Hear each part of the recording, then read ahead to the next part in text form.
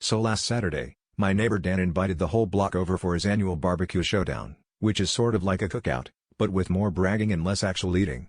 I showed up with my classic potato salad, which usually gets polite nods and the occasional "this is different," but this year, the energy was tense.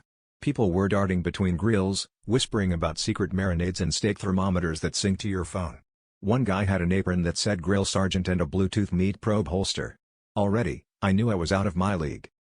Things started to spiral when Dan's cousin Steve rolled up with what he called a veggie innovation. I'd seen grilled corn and peppers before, but Steve plopped a full head of romaine lettuce onto the grill and announced, "I'm about to raise the bar."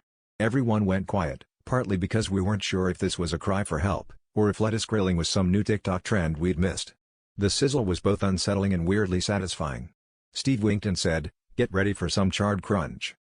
From there, it got out of hand.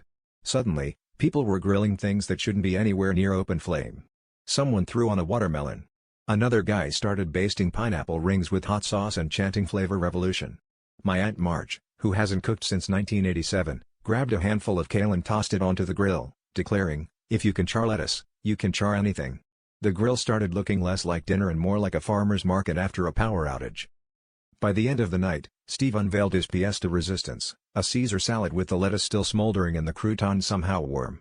I have to admit, it tasted, not terrible. Now, every time I open my fridge and see regular, unscathed lettuce, I feel a pang of inadequacy. The worst part? Next week, Dan's hosting a rematch, and the invitation just says, "BYO salad." Let us pray you're ready.